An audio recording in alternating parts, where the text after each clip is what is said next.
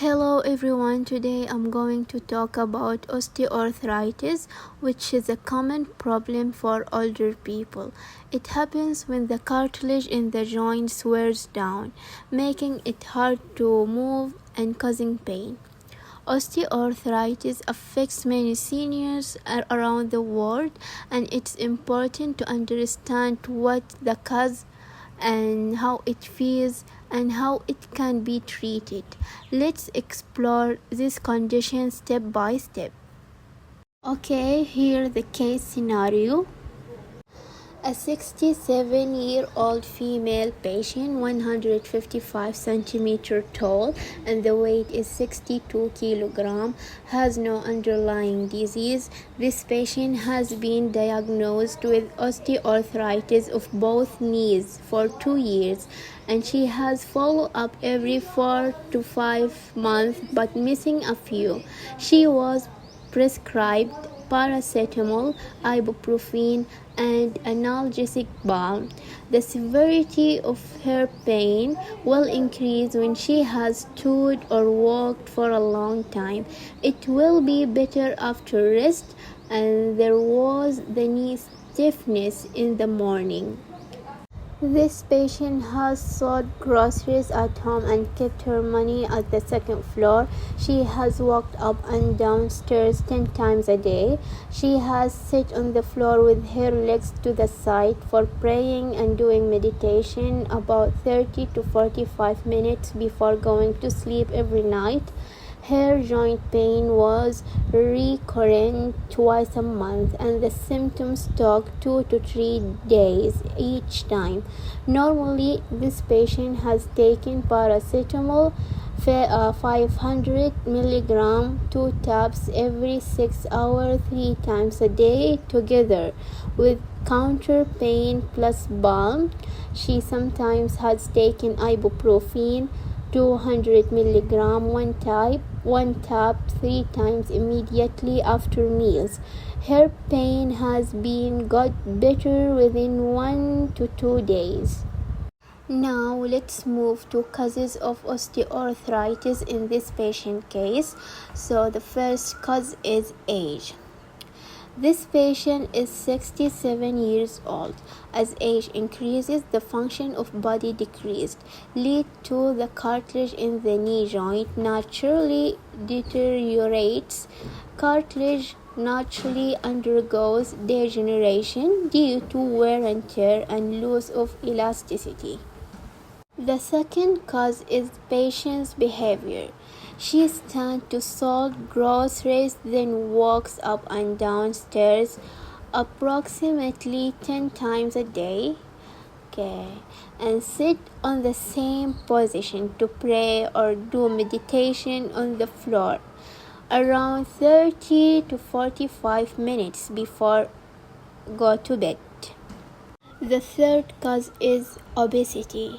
The patient's weight of 62 kilograms with the height of 155 centimeters gives a body mass index of approximately 25.7, which is considered overweight.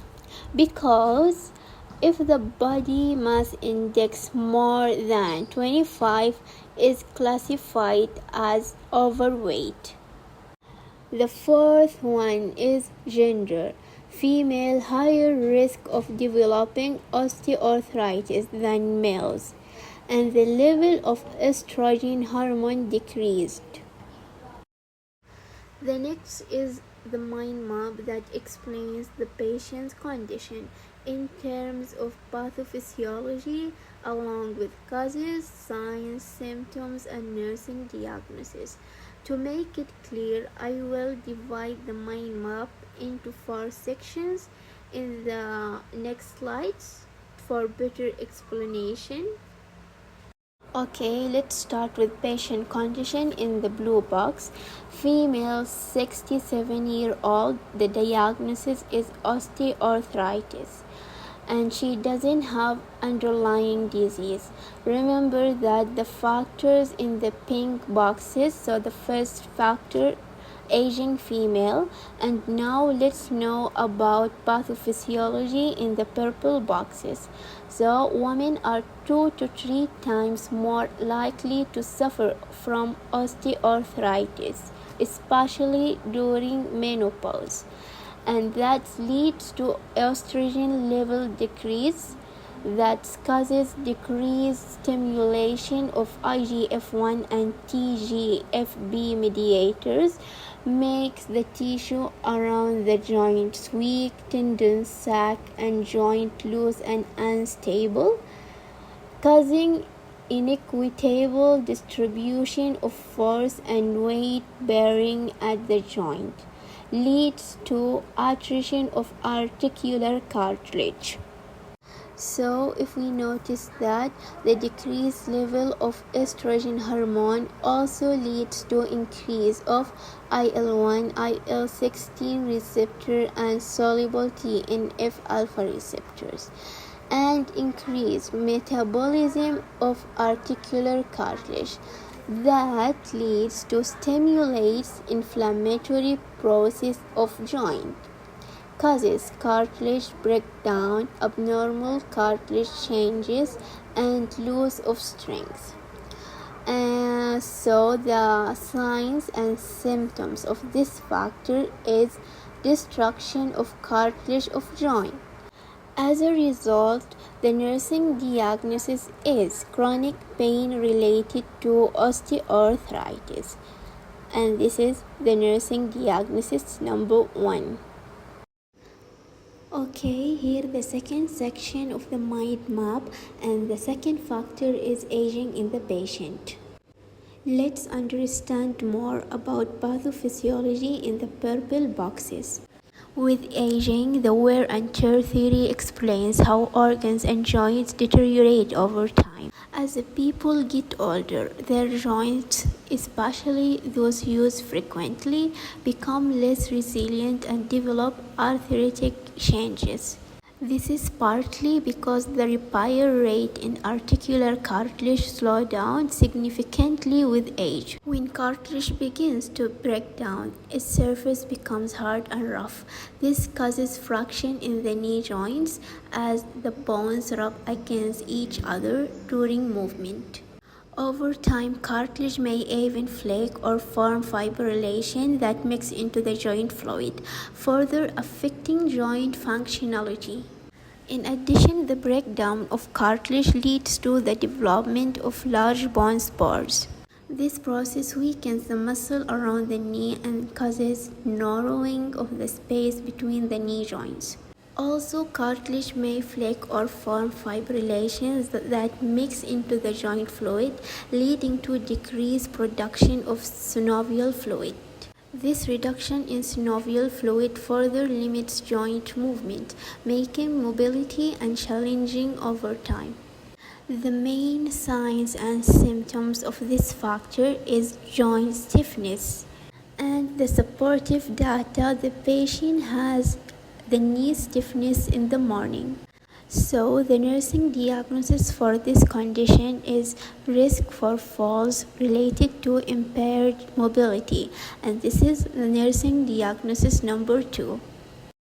Let's move to the third section in the mind map. And here the third factors of osteoarthritis, which is obesity level 1. The supportive data are the patient's height is 155 centimeters, weight is 62 kilogram, and BMI is 25.81, which falls into obesity level 1. This indicates excess body weight that directly impacts joint health, and it leads to the knee joint bears the body's weight, and with obesity, it experiences constant compression forces. This pressure accelerates the deterioration of articular cartilage, leading to joint damage. The sign and symptoms of this condition is joint pain and knee injuries occur. So, as a result, the nursing diagnosis is risk for falls related to impaired mobility. Let's move to the third section of the mind map. And the third factor is lifestyle behavior. Now, let's understand the pathophysiology of this factor in the purple boxes. This patient daily activities and posture put repeated pressure on the knee joints. This includes kneeling, sitting cross-legged, sitting with legs folded for a long period, and frequently going up and down stairs. Okay, the supportive data is she walks up and down stairs about 10 times a day and sits on the floor with her legs to the side for praying and meditation for 30 to 45 minutes every night before sleeping. These activities increase pressure within the knee joint. Over time, the bone spurs caused by osteoarthritis compresses the surrounding tissues, leading to discomfort and damage. That's making the constant pressure and poor blood supply to the cartilage-covered bone make it harder to the joint to heal, worsening the condition. The sign and symptoms.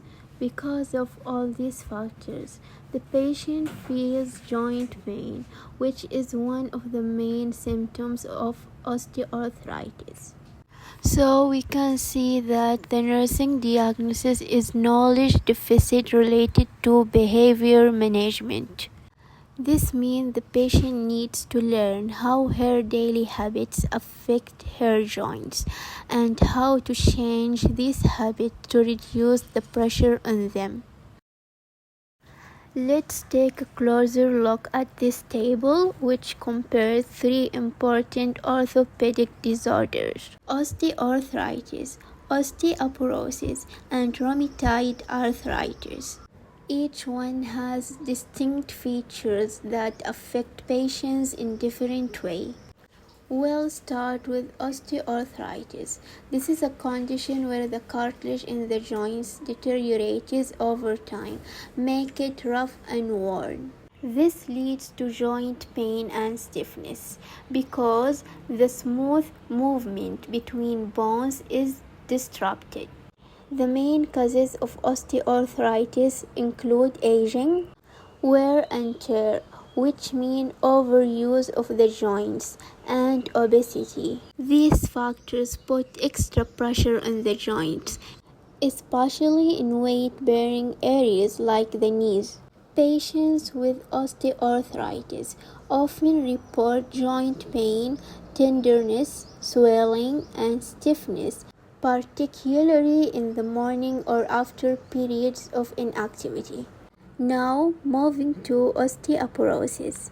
It's the condition of brittle bones, which is characterized by a decrease in bone mass, and the deterioration of bone tissue increases the risk of fracture. The common causes include parathyroid hormone increase, aging, menopause, and lack of calcium or vitamin D in the diet. Patients with osteoporosis may experience bone pain, fractures even with small injuries, and gradual loss of height as their bones weaken. It's a condition that progresses silently until a fracture occurs, so it's often called silent disease. Finally, we have rheumatoid arthritis. This is an autoimmune condition, which means the body's immune system mistakenly attacks its own joints. This leads to inflammation, which causes the joint to become swollen, warm, and painful. Unlike osteoarthritis, rheumatoid arthritis is often linked to immune system problems, environmental factors, and habits like smoking and alcohol consumption. And the signs and symptoms are morning stiffness lasting longer than 1 hour, muscle spasms, warmth, tenderness and stiffness in the joints when not used for as little as 1 hour. Swollen and boggy joints. Now we will move to nursing guidelines and treatment of osteoarthritis.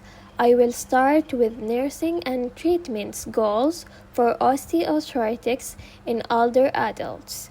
So, first, osteoarthritis, being a chronic and progressive condition, requires a comprehensive approach to treatment and care.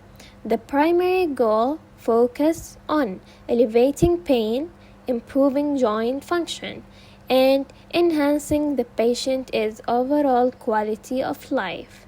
These objectives are achieved through a combination of pharmacological and non-pharmacological strategies and lifestyle modification and patient education too. By addressing both the physical and emotional aspect of osteoarthritis, we aim to not only manage the symptoms but also to slow down disease progression and help patients maintain their independence and daily functionality. The first goal is pain reduction. The most immediate and important goal is to reduce pain. Pain is the main reason patients seek help, as it can interfere with everything from walking to resting. By addressing pain effectively, patients can feel more comfortable and confident in their daily life. The second goal is enhanced safety. Osteoarthritis can lead to instability, especially in the knees, increasing the risk of falls. And falls can be dangerous and particularly for older people, as they may lead to fracture or other complication. By improving joint stability and providing guidance on safe movement, we can significantly reduce this risk. Third goal is disease understanding and self-management. Many patients are unaware of what osteoarthritis is or how to manage it. As healthcare providers, we aim to educate them about the condition and proper medication use and lifestyle change they can adopt, such as maintaining healthy weight and exercising. This education empowers them to take control of their health. Fourth goals: improve mobility. Mobility is essential for independence. By minimizing movement restriction, such as difficult climbing stairs or sitting for a long period, patients can maintain their ability to carry out daily activities. These help them stay active and engaged with their surroundings. And the last goal is prevent further joint damage. Finally, we focus on slowing the progression of the disease. This includes encouraging patients to avoid behaviors that put unnecessary pressure on their joints, such as heavy lifting or improper posture. And now I will start to talk about non-pharmacological management. First, non-pharmacological management is an important part for treating chronic conditions like osteoarthritis. This approach focuses on methods that do not involve medications, such as lifestyle change or physical therapy, and patient education. The goal is to reduce pain and improve movement and help patients take control of their care. These methods are often used alongside other treatments to provide a more complete and safe way to manage the condition, while also reducing the need for long-term medications. For our patient, she may need Warm compress. A warm compress can be applied to the knees at the temperature of 40 or 45 Celsius for about 15 to 20 minutes, 2 to 3 times a day. This helps relax the muscles and improve blood flow to the area and relieve stiffness and pain. It's a simple and effective way to provide comfort without medication. The second one is posture modification. Postures plays a big role in reducing joint stress. For example, sitting cross-legged or squatting can put extra pressure on the knees, worsening the conditions. Instead, we recommended using a low chair or cushion during activities like praying or meditation. Also, taking break every hours while standing for long period is crucial to avoid overloading the joints.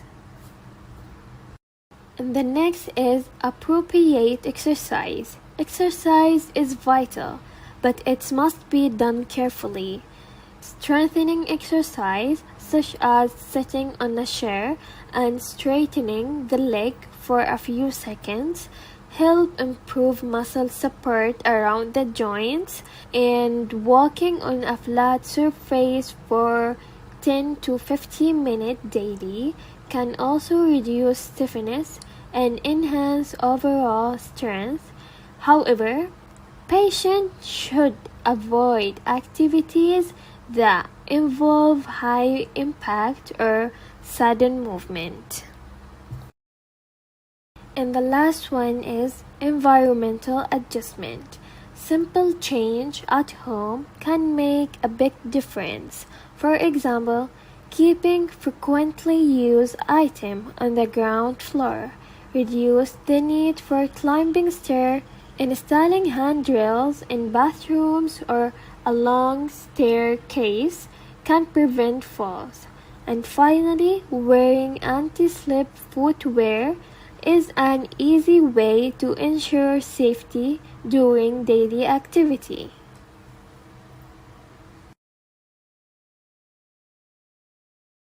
And now we will move to medication management. Is a key part of treating chronic conditions. This approach focuses on using medication to relieve pain, reduce inflammation, and improve joint function. The goal is to help patients manage their symptoms effectively and maintain a better quality of life. Medication may include pain reliefs and anti-inflammatory drugs or other treatment that patient needs. By carefully selecting and monitoring medication, healthcare provides aim to balance effective symptoms control with minimizing potential side effects. So for the medication that we have here, the first one is paracetamol for mild pain. Paracetamol is commonly used medications for mild to moderate pain.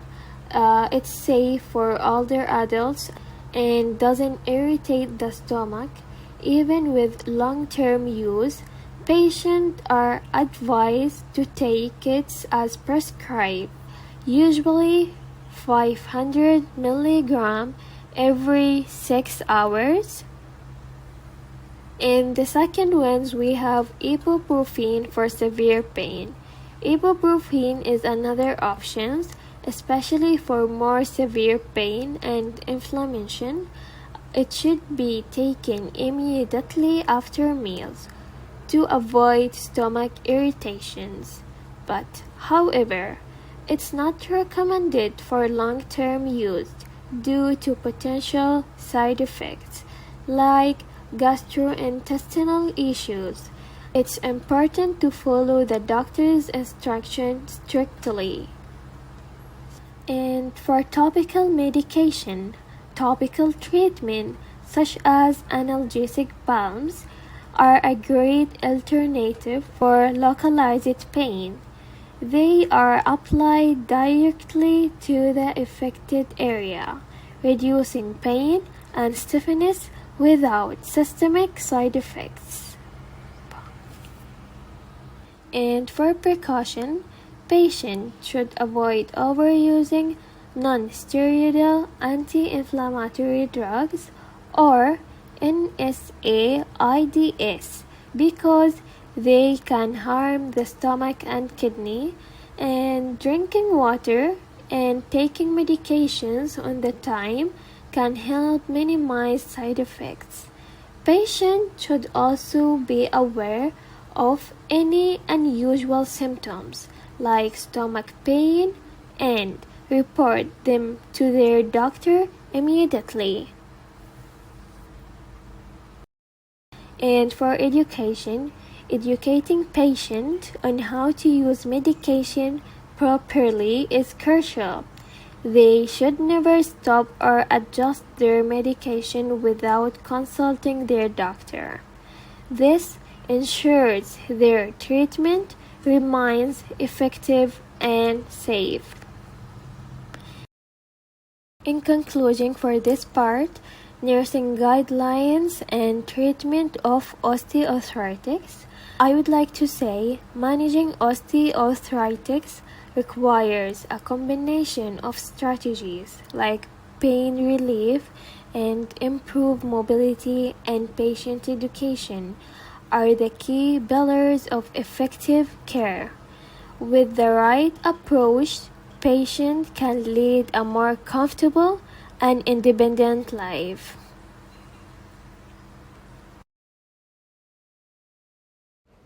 And here our reference that we use to gather the information. In conclusion, we have covered the main points of our topic and shown why it